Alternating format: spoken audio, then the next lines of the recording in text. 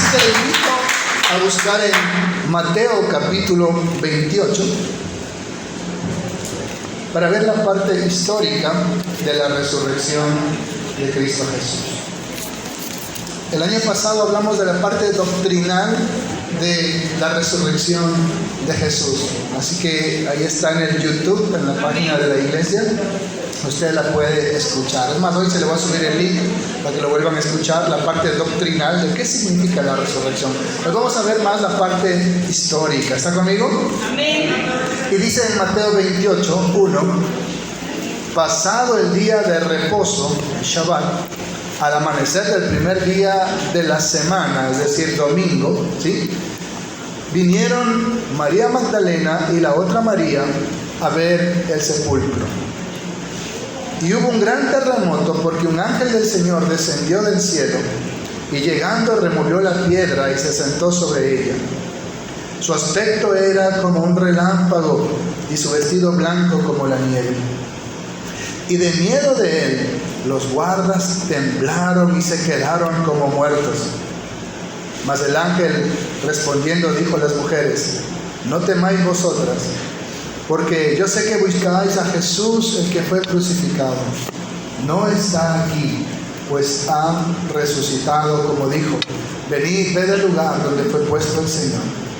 E id pronto y decid a sus discípulos que ha resucitado de los muertos, y aquí va delante de vosotros a Galilea, allí le veréis. He aquí os lo he dicho. Entonces ellas, saliendo del sepulcro con temor y gran gozo, fueron corriendo a dar las nuevas a sus discípulos. Y mientras iban a dar las nuevas a los discípulos, he aquí Jesús les salió al encuentro diciendo: salve. Y ellas, acercándose, abrazaron sus pies y le adoraron. Entonces Jesús les dijo: no temáis, id, dad las nuevas a mis hermanos, para que vayan a Galilea y allí me verán. Amén. Esa es la narración de Mateo en cuanto a la resurrección de Jesús. Recuerde que los evangelios, los 4 evangelios, se llaman evangelios sinópticos, porque se estudian el uno comparado con el otro. Eso significa sinóptico, ¿verdad? ¿Sí? Mateo escribe a los judíos, Marcos escribe a los romanos, Lucas escribe a los griegos y Juan escribe a la iglesia. Así que cada uno de ellos tenía una perspectiva diferente de lo que quería plasmar, de lo que quería mostrar, ¿verdad? Y el Espíritu Santo estaba ahí guiándolos, inspirando las escrituras. Dice aquí, pasado el día de reposo, se refiere al día sábado, ¿sí? Recuerden que cuando se comía la Pascua se llamaba el día de la preparación, y desde ahí hasta el siguiente día se consideraba un día de reposo, ¿sí? Es decir, el día que Jesús murió hubo 2 días de reposo, lo muestra la Escritura. El día de reposo de la Pascua y luego el día de reposo del sábado, ¿sí? El sábado semanal. Pasado ese sábado semanal que menciona aquí, ¿sí?, al amanecer del primer día de la semana, ya domingo, vinieron María Magdalena y la otra María a ver el sepulcro. Amén. Cuando dice la otra María, en Marcos dice que era María, la madre de Jacobo, y también Salomé. En Lucas 24:10 añade a otra persona, a Juana. ¿Cuántas van hasta ahí? Van como 4, ¿verdad? Sí, María Magdalena, la otra María, que era la madre de Jacobo, madre de José también llamada, ¿sí? Salomé, Juana. Entonces los diferentes escritores van poniendo otros nombres ahí de las mujeres que estaban. También dice que fueron al amanecer. Juan señala que estaba aún muy oscuro, ¿sí? Juan 21 dice, aún estaba muy oscuro cuando ellas van para allá. Marcos 16:3 da un detalle interesante. Dice que las mujeres iban conversando entre ellas: bueno, vamos a poner las especies en el cuerpo del Señor, pero ¿quién nos removerá la piedra? ¿Sí? Recuerden que cuando Jesús muere, ¿sí?, lo sepultan en el huerto de José de Arimatea, ¿sí?, era su propiedad, y también estaba Nicodemo ahí poniendo las especies, las sábanas que habían comprado. Lo sepultan, descansan el Shabbat de la Pascua, al siguiente día, que sería viernes, porque Jesús muere el día miércoles, ¿sí? Viene donde los sacerdotes van donde Pilato y le dicen: ese impostor dijo que iba a resucitar al tercer día, así que necesitamos que pongas un sello y una guardia ahí en la puerta del sepulcro. Pilatos accede, pone un sello el cual nadie lo podía romper, ¿sí? Y soldados custodiando. Entonces ellas no podían ir ni al siguiente día ni a los 2 días, porque estaba sellado y no podían romper ese sello. Ellas van el primer día de la semana, donde ese sello ya había caducado, ya no tenía validez, ¿sí? Así que podían ir ya y abrir, pero dicen: ¿y ahora quién nos va a remover la piedra? Y ahí donde el versículo 2 de Mateo 28 dice: y hubo un gran terremoto, porque un ángel del Señor, descendiendo del cielo y llegando, removió la piedra y se sentó sobre ella. Y su aspecto era como un relámpago, y su vestido blanco como la nieve. Siempre esa es la descripción de los ángeles del Señor. ¿Recuerdan cuando Jesús se transfiguró en el monte? Sus vestidos se hicieron como luz, blancos como la nieve, y estaba ahí conversando con Moisés y Elías. Así también los ángeles tienen esa forma cuando se manifiestan, ¿verdad?, ante la humanidad en forma antropomorfa. Dice el versículo 4: y de miedo de él, del ángel, los guardas temblaron y se quedaron como muertos. ¿Sí? Al ver ese terremoto, al ver a ese ángel con esa gloria, y temblar la tierra y se revientan esos sellos y se abre esa piedra, ¿sí?, ese poder de Dios, ellos quedaron ahí como muertos, desmayados, ¿sí? Pero el ángel le dice a las mujeres: no teman vosotras, porque yo sé que buscáis a Jesús, el que fue crucificado. No está aquí, mas ha resucitado, como dijo. Venid, ved el lugar donde fue puesto el Señor. Amén. Entonces, eso dice. Lucas 24:4 añade que eran 2 ángeles, ¿sí? Tal vez los escritores acá añaden al ángel que habló con ellas, por eso un ángel, ¿sí? Las escrituras tienen ciertos aspectos. Por ejemplo, si usted lee la escritura, dice que Jesús se encontró con 2 endemoniados, pero en otro texto dice que era uno solo. Tal vez no añaden al otro, sino al que habló con Jesús y fue sanado, ¿sí? Entonces son diferentes textos, como les decía, que la escritura nos muestra. La escritura no tiene errores ni contradicciones. La palabra de Dios es perfecta, amén, ¿sí? Inerrable, ¿sí? Esa es la palabra de Dios. Pero hay aspectos, como le digo, que hay que hacer una exégesis muy profunda para entenderla. Entonces cada escritor da detalles. Lucas dice que eran 2 ángeles, ¿no? Es interesante las palabras que encontramos en Lucas. Me gusta cuando dice: ¿por qué buscan entre los muertos al que vive? No está aquí, sino que ha resucitado. ¿Cuánto le damos un aplauso a Jesús? Aleluya. ¿Por qué buscan entre los muertos al que vive? Quisiera que esas palabras resuenen, rechinen en los oídos de los estudiosos, de los científicos, de los arqueólogos que andan buscando la tumba de Jesús para ver si encuentran su cuerpo, ¿sí? Podrán encontrar el de Buda, el de Mahoma, el de cualquier otro hombre, pero el de Cristo no lo van a encontrar, porque Él resucitó, porque Él vive. Amén.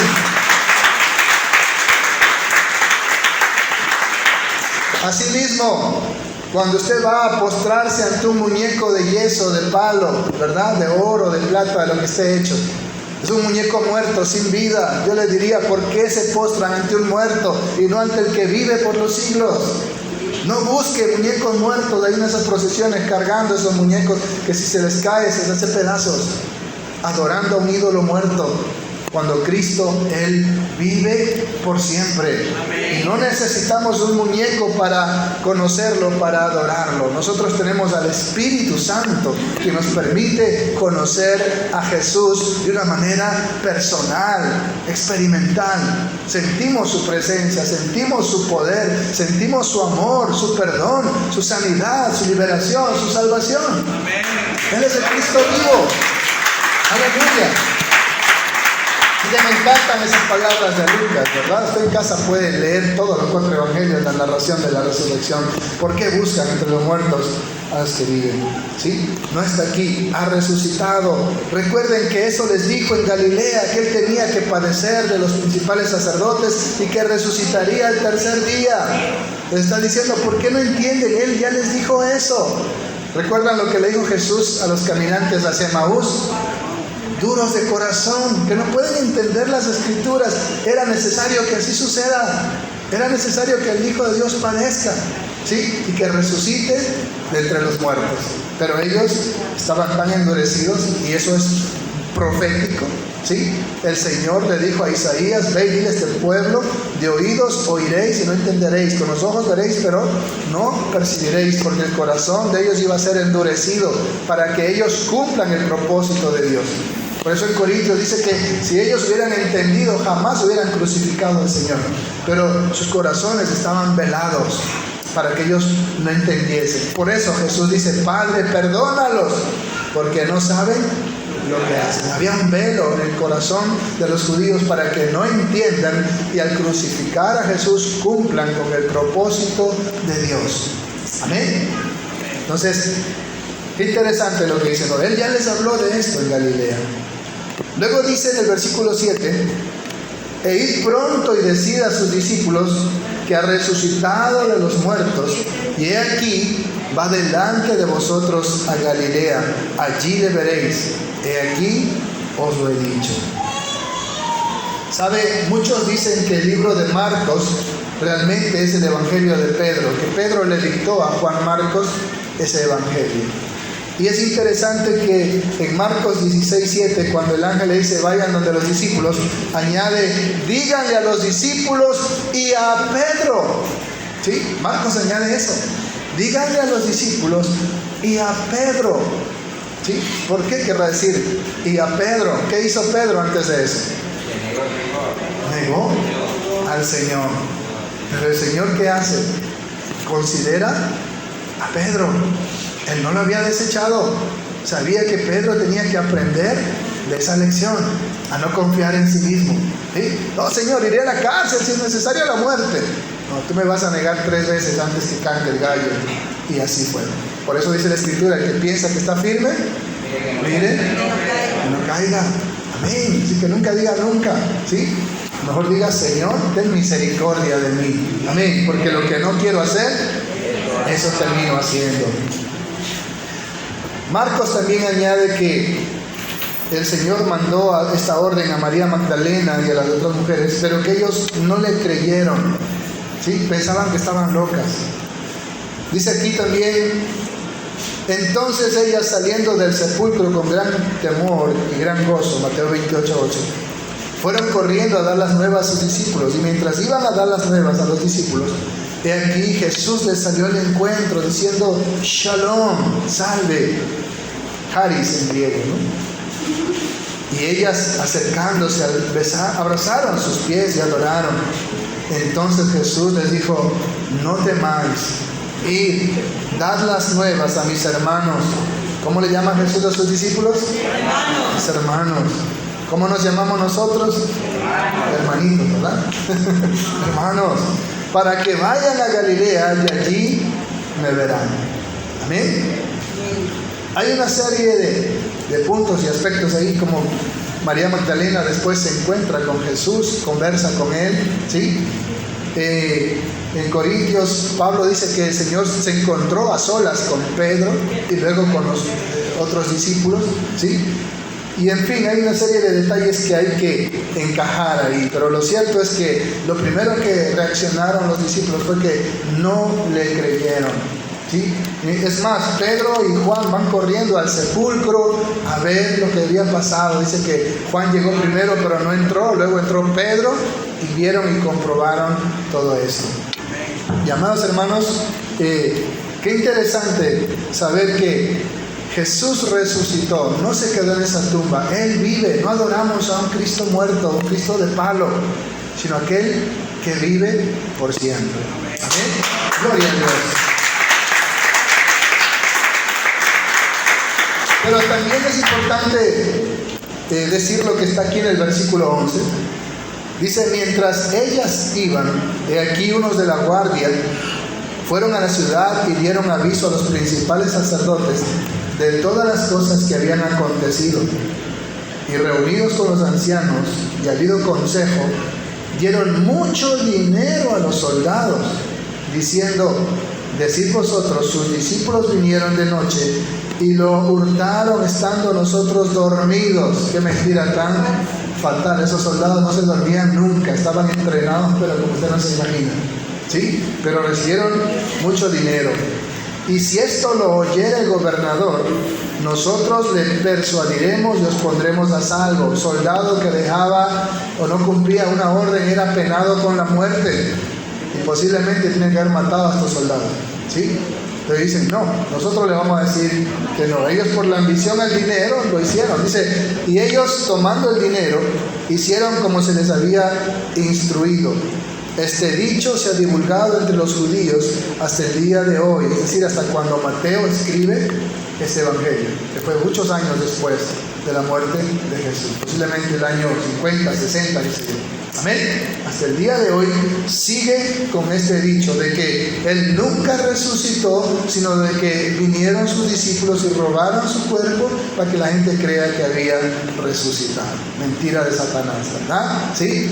Los de raza judía hasta el día de hoy siguen creyendo esto, ¿sí? Que Jesús no es el Mesías, que Él no resucitó, y ellos siguen esperando al Mesías por esta calumnia de Satanás.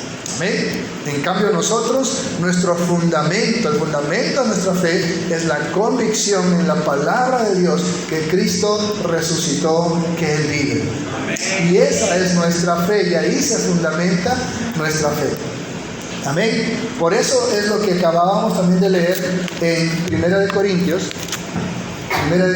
capítulo 15, donde el apóstol Pablo, varios años después que él se convierte a Cristo, y luego escribe esta carta. 1 Corintios capítulo 15, versículo 1, dice: además os declaro, hermanos, el evangelio que os he predicado, el cual también recibisteis, en el cual también perseveráis, por el cual asimismo, si retenéis la palabra que os he predicado, sois salvos, si no creísteis en vano. ¿Qué es creer en vano? ¿Sí? Cuando usted por un tiempo cree, pero no retiene esa palabra y luego se aparta. Amén, es decir, nunca nació de nuevo. Es como aquella semilla que cayó junto al camino, ¿sí? Como no tenía profundidad, vinieron las aves y se lo comieron. O la que cayó entre pedregales, que salió el sol y la quemó. O el que cayó entre espinas, que las espinas la ahogaron, que representa la avaricia a las riquezas. Eso es creer en vano.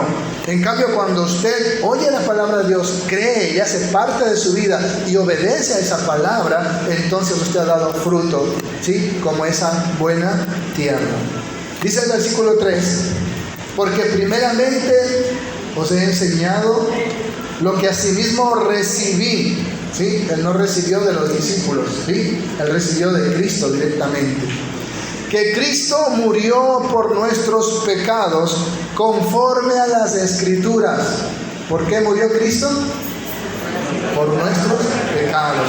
No fue un accidente, fue conforme a las Escrituras. Isaías 53 relataba todos los sufrimientos del Mesías, todo lo que le iba a pasar. Es increíble, cuando usted lee Isaías 53, es como si estuviera leyendo el Nuevo Testamento, tan literal como se cumple con lujo de detalles lo que está narrando Isaías en el capítulo 53. Él está viendo todo en el futuro, la crucifixión de Jesús, cada detalle.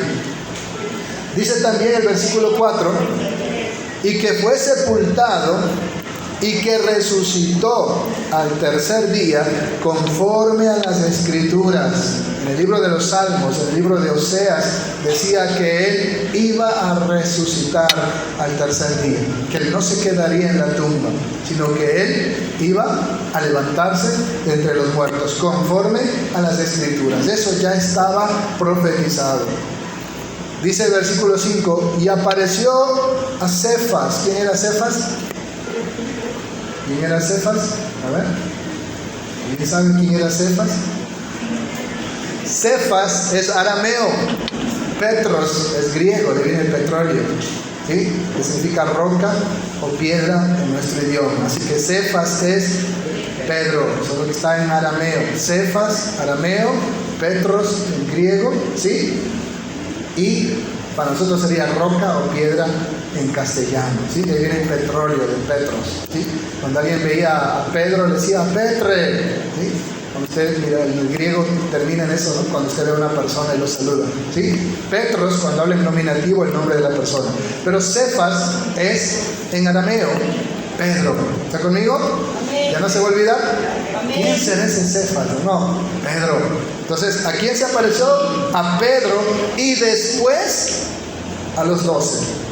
Es decir, cuando Pedro fue a la tumba y en ese camino, mientras él iba a comunicar a los otros, el Señor se le apareció a él. Eso no está escrito por ningún lado, pero aquí el Espíritu Santo a través de Pablo lo registra. Amén. Y después a los 12, ¿sí? Dice también, después apareció a más de 500 hermanos a la vez, de los cuales muchos viven aún y otros ya duermen. Amén. Cuando Pablo escribe y a los 12, es interesante porque ya no habían 12, habían solo 11. Ya estaban muertos. Jesús se aparece a los 12 discípulos que él había escogido, ¿sí? Así que no hay error, porque el número 12 era el que está escribiendo Pablo, ¿sí? Amén. No hay contradicciones en la Biblia, es perfecta. ¿Cómo es que Jesús se aparece a los 12 si el otro ya se guindó como piñata y se cayó y se reventó? Dice que sus entrañas se desparramaron ahí. Eso dice la Escritura, ¿sí? Entonces, ¿cómo es que se aparece a los 12? ¿Hay un error? No. Pablo se está incluyendo. Dice más abajo, más después lo vamos a ver, ¿no? Después apareció a más de 500 hermanos a la vez. Imagínense. La película Dios no está muerto, la segunda parte me parece que es, ¿verdad? Donde interrogan a una profesora, ¿se recuerdan? ¿Sí? Ahí habla un hombre que era experto en materia como detective, y él dice, bueno, no estudiemos a la Biblia, no estudiemos a los discípulos, estudiemos a los testigos. Si hay demasiados testigos, tú no puedes engañar a nadie. Y aquí hablando a más de 500, no a 500, más de 500 personas al mismo tiempo. Es como decir un estadio lleno y el Señor se presenta ahí. Entonces miren la cantidad de testigos. Dice, de los cuales muchos viven y otros ya han muerto.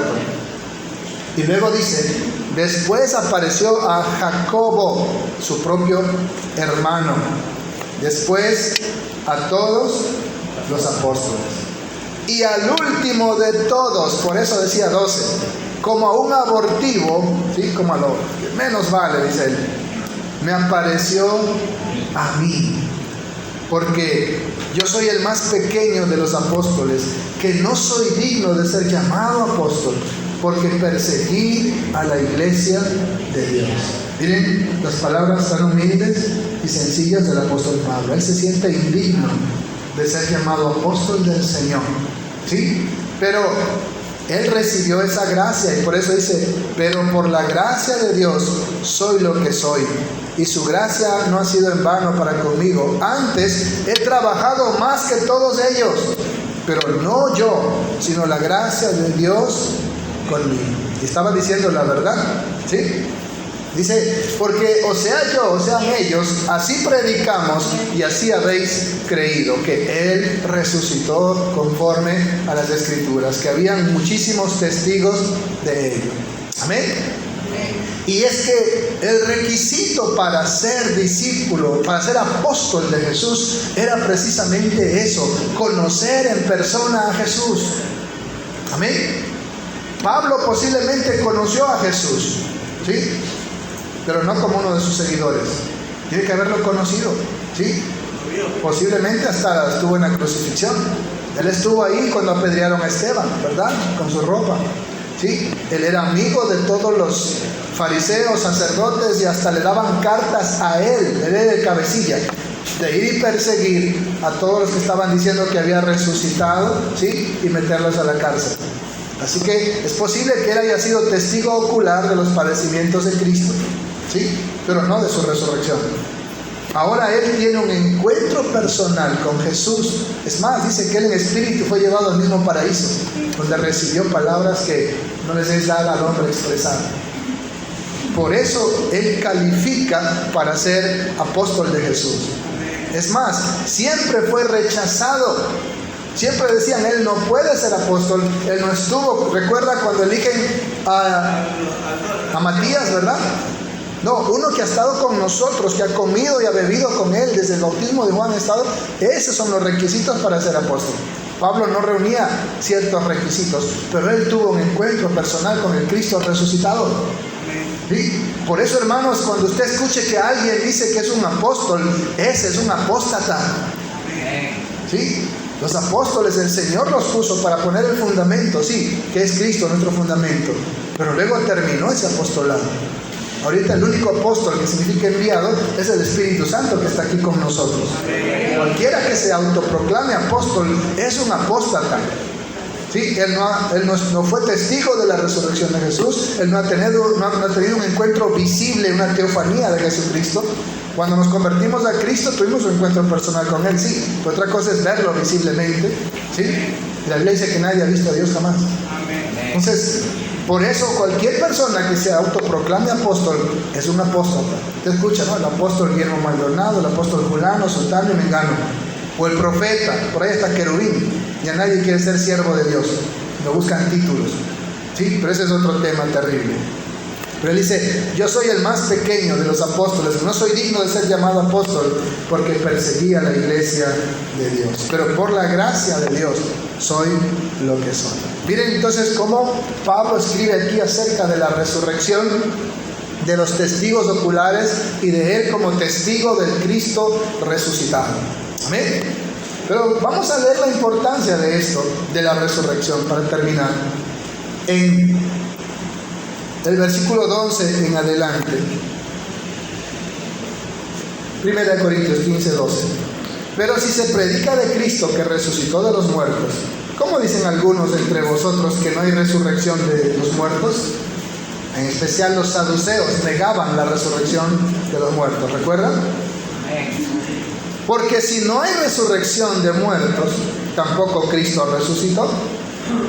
Y si Cristo no resucitó, vana es nuestra predicación, vana es también nuestra fe. ¿Sí? Sinónimo de vano, inútil, inservible, que no tiene ningún efecto. ¿Sí? Es decir, nuestra fe no nos serviría para nada.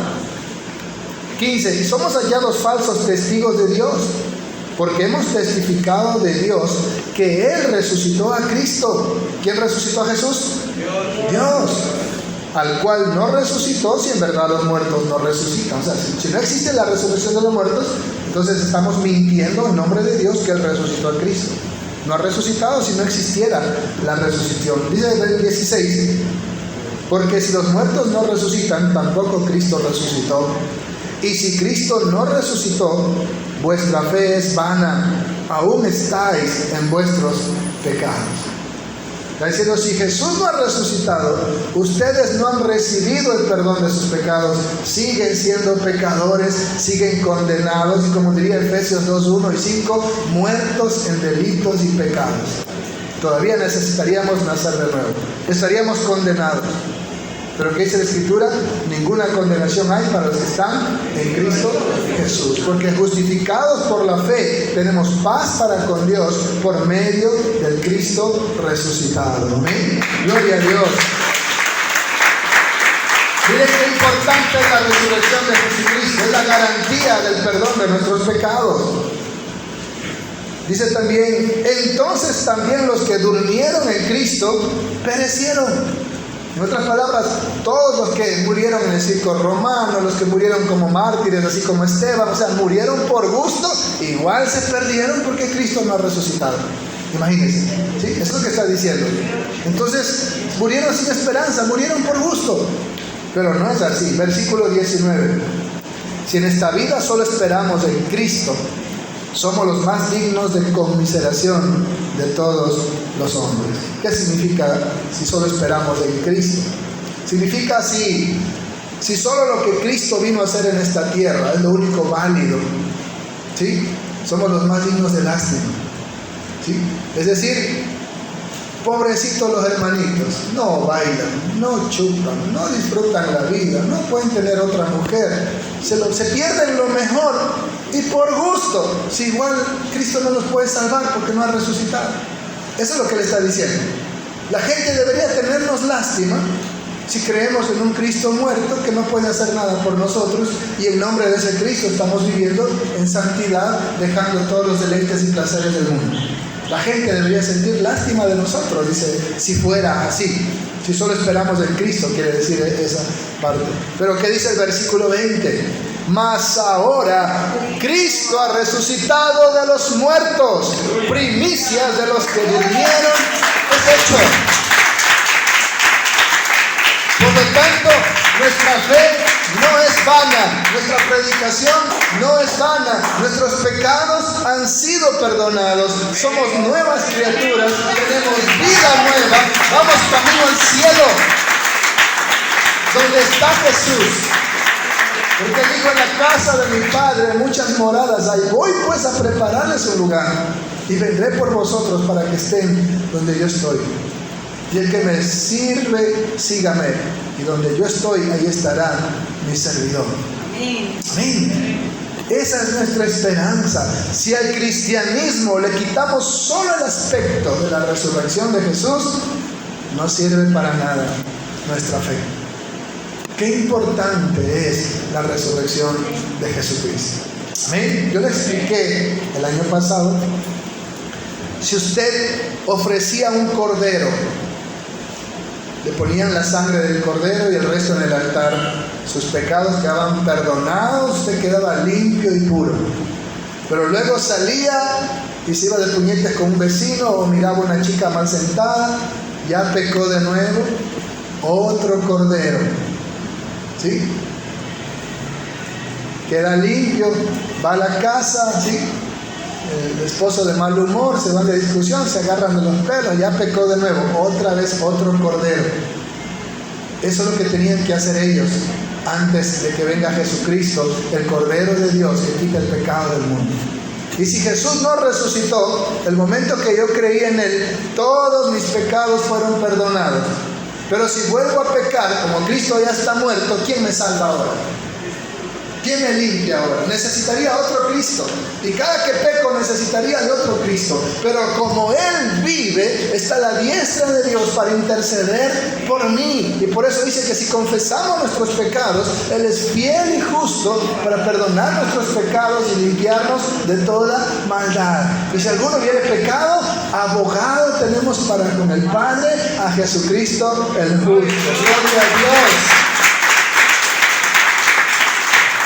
Ese perdón continuo es posible porque Él resucitó. Si no, estaríamos perdidos. Amén. O levante la mano el que nunca peca. Todos somos pecadores. Y desde luego, dice el apóstol Pablo, perseveraremos en el pecado para que la gracia sobreabunde. De ninguna manera, porque el que practica el pecado es del diablo. Una cosa es caer en tentación, caer en pecado, en nuestras debilidades, pero otra cosa es practicar el pecado, ¿sí? Como dicen los abogados, con premeditación y alevosía, ¿sí? Ya usted se deleita en el pecado, es porque no tiene realmente la convicción del Espíritu Santo.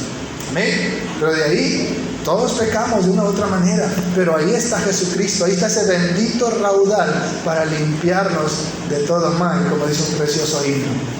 Amén. Por eso la importancia de que Cristo haya resucitado, ¿sí? Dice que Él resucitó para nuestra justificación, es decir, para que en todo tiempo podamos tener el perdón de nuestros pecados hasta que Él venga, ¿sí? Cuando Él venga y recibamos ya ese cuerpo glorioso, glorificado, entonces ya no habrá pecado en nosotros, sino que seremos semejantes a Él. Amén. Entonces, hermanos, esa es nuestra esperanza. Quiero terminar con 1 de Tesalonicenses, capítulo 4. La esperanza de nosotros en la resurrección de Jesús. Me quedan 2 minutos. 1 de Tesalonicenses, capítulo 4, desde el versículo 13. Primera de Tesalonicenses 4:13 dice: tampoco queremos, hermanos, que ignoréis acerca de los que duermen, para que no se entristezcan como los otros que no tienen esperanza, los que murieron sin Cristo. Versículo 14, préstele atención. Porque si creemos que Jesús murió y resucitó, ¿cuántos creen eso? Si creemos que Jesús murió y resucitó, así también traerá Dios con Jesús a los que durmieron en él. Por eso él dijo: yo soy la resurrección y la vida. El que cree en mí, aunque esté muerto, vivirá. Y todo aquel que vive y cree en mí no morirá eternamente, sino que un día se levantará, como dice aquí. Por lo cual les decimos esto en palabra del Señor, que nosotros que vivimos, que habremos quedado hasta la venida del Señor, no precederemos a los que durmieron, o sea, no vamos a morir como ellos. Porque el Señor mismo, con voz de mando, con voz de arcángel, con trompeta de Dios, descenderá del cielo. Y los muertos en Cristo, los que recibieron a Jesús como su Salvador, resucitarán primero. ¿Quiénes resucitan primero? Los que murieron creyendo en Jesús. 17. Luego nosotros, los que vivamos, los que hayamos quedado, seremos arrebatados juntamente con ellos. ¿Cuál ellos? Los muertos en Cristo. En las nubes, para recibir al Señor en el aire. Y así estaremos siempre con el Señor. Por tanto, alentados los unos a los otros con estas palabras. Qué importante es creer en la resurrección de Jesús. Por eso fue que Satanás hizo toda una tránsfuga para que la gente no crea que Cristo ha resucitado. Es más, el mensaje de los discípulos de Jesús se centraba en ese aspecto. Los judíos de aquel entonces conocieron a Jesús, caminaron con Jesús, muchos comieron los panes y los peces ahí, ¿verdad? Muchos vieron sus milagros, multitudes lo vieron en la cruz, así que ellos no necesitaban creer en eso, ellos lo habían visto. Lo que no habían visto es que Él resucitó. Por lo tanto, el mensaje central de los apóstoles, discípulos del Señor, era eso: Jesús ha resucitado, Él vive. Lo demás ellos ya lo sabían, lo habían visto, eran testigos oculares. Pero de su resurrección, solo sus discípulos, que eran muchísimos, dice que más de 500 a la vez en una ocasión. Y por eso que dice Romanos 10:9, que si confesares con tu boca que Jesús es Señor, amén, y que Dios lo resucitó de los muertos, serás salvo. Si tú confiesas con tu boca, ¿sí?, que Jesús es el Señor, el Rey de Reyes, Señor de Señores, soberano de todos los reyes de la tierra, el Rey del universo, el Rey de tu vida, ¿sí? Porque yo puedo creer que Juan Carlos es el Rey de España, ¿verdad? Sí, Juan Carlos de Borbón. Yo creo que es el Rey de España, pero no es mi Rey. Amén. Otra cosa es creer que Jesús es el Señor de mi vida, ¿sí? Quiera o no quiera, ese Lazo es mi presidente, ¿verdad? Y tengo que respetarlo, ¿sí? Y cualquier otro que venga o haya salido, tenemos que respetarlo como autoridad. Es nuestro presidente, pero el de Rusia, el de Estados Unidos no es mi presidente. Así también tú puedes creer que Jesús es el Rey del universo, pero no el Rey de tu vida. Cuando crees que eres el Rey de tu vida, entonces es el Señor y Salvador de tu alma. Si creyeres, confiesas con tu boca que Jesús es Señor y crees en tu corazón que Dios lo resucitó de los muertos, eso es lo que no creían los judíos, serás salvo. Ellos no creían que Jesús era el Señor, el Adonai, el Kyrios, y menos creían que Él era el que había resucitado de los muertos. Pero esas dos cosas eran la base de lo que tenías que creer para recibir la salvación: que Él es el Señor de tu vida y que Él vive, Él resucitó de entre los muertos. Amén. Amén. Cuando dices el Señor de tu vida, significa que ahora tú le perteneces, tú vives para Él. Ya no haces lo que quieres, sino haces solo su voluntad. Entonces es el Señor de tu vida.